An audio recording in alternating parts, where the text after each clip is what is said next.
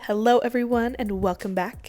Today I am taking 4 of the most popular watercolor brushes and we are seeing how each one handles these 3 types of flowers: roses, a daisy type flower, and a peony.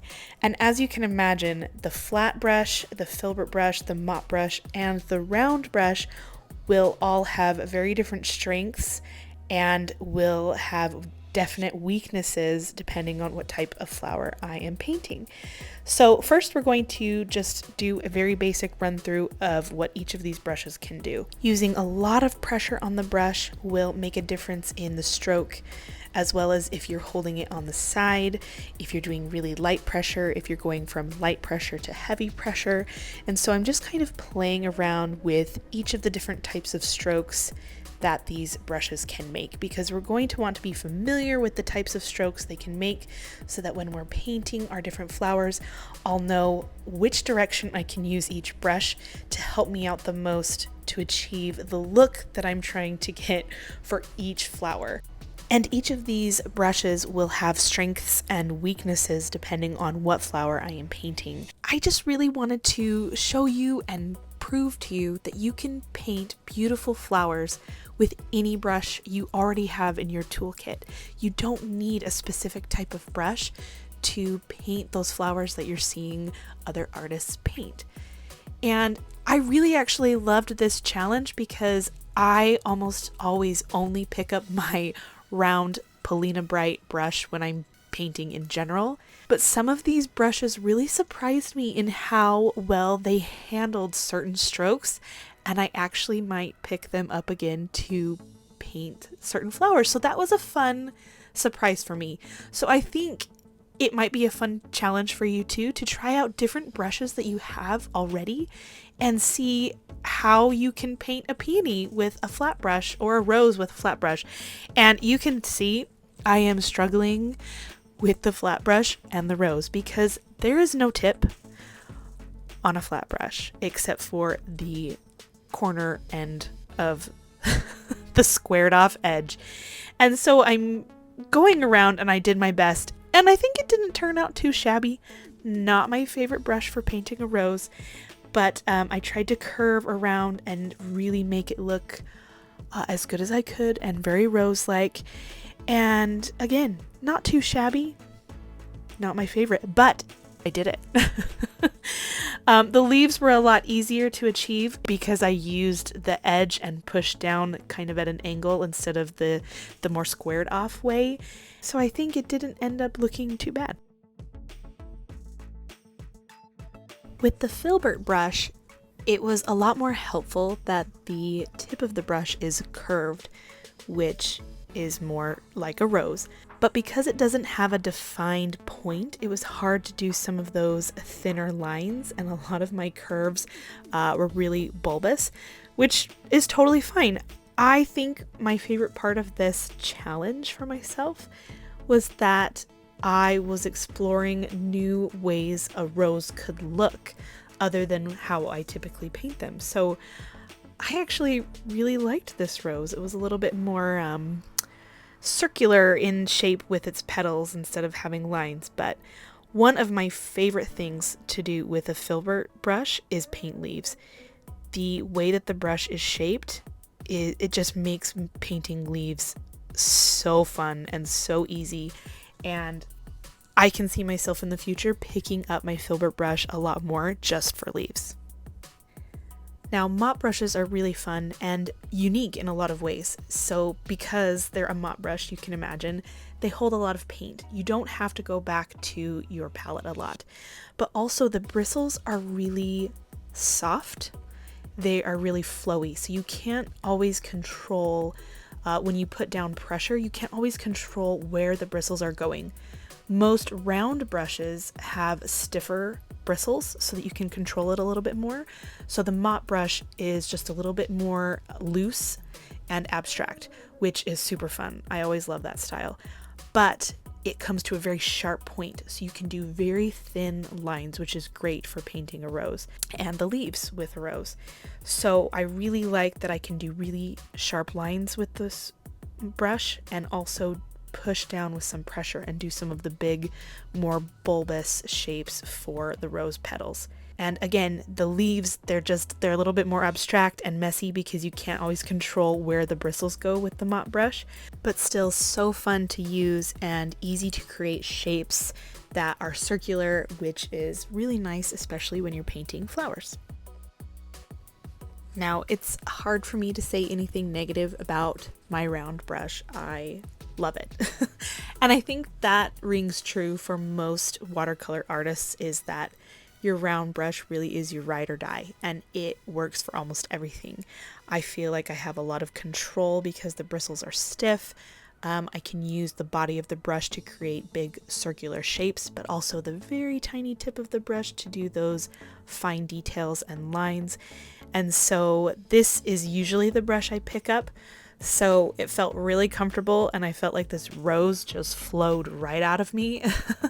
So again, it was really nice to challenge myself to paint flowers with brushes that I don't typically use, and was pleasantly surprised by the outcome. So I guess I'll try not to pick up my round brushes often and give other brushes a try, but I can't make any promises.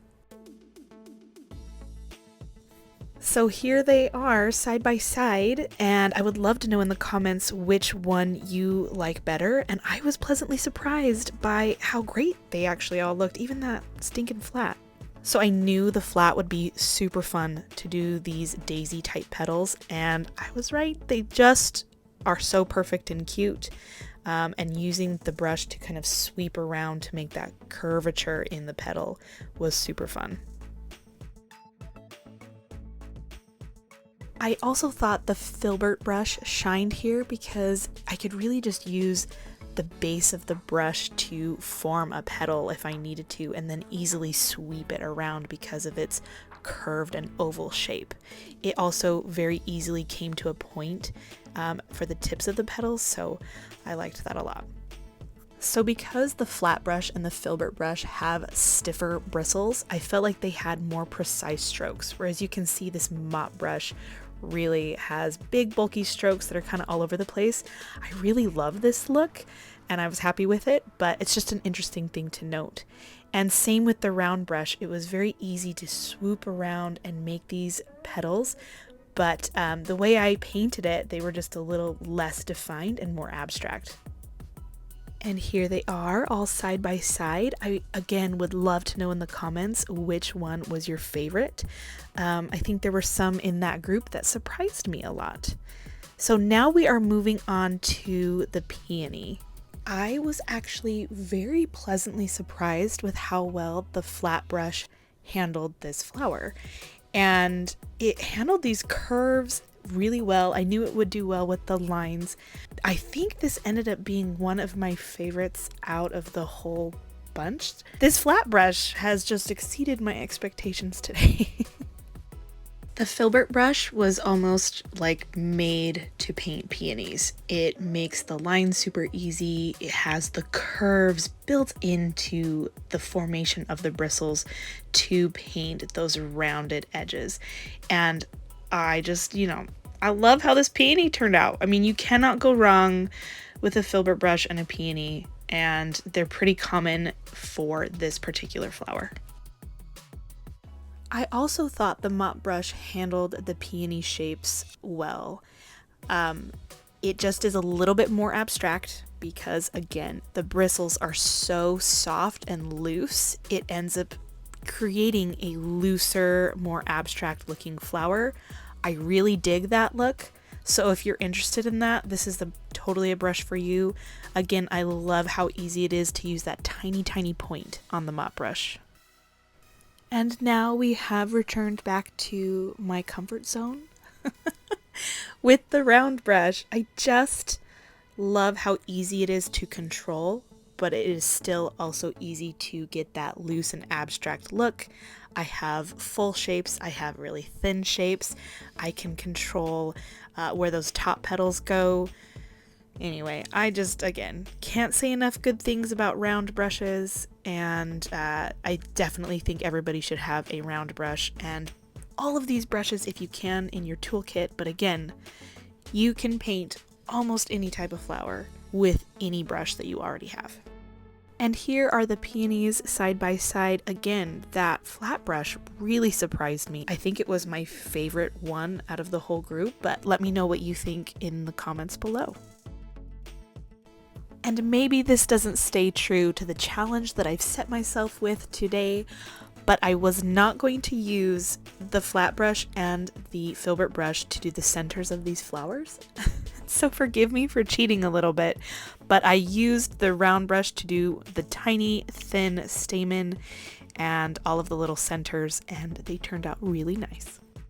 And I wanted to add a few more leaves, so I used the coordinating brush for each of these flowers, and I wanted to just highlight again how amazing all of these brushes are at painting leaves, and how amazing leaves look next to flowers, and how they really complete a composition.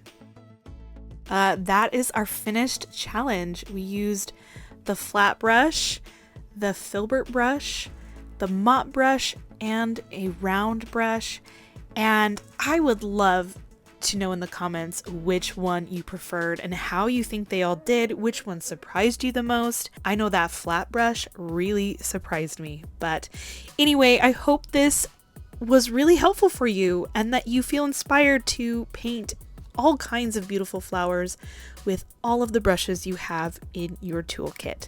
Have a great day, guys. I will see you next time. Bye. If you want to know more about painting watercolor flowers, check out my playlist, 30-Day Flower Watercolor Guide, for more watercolor flower tutorials.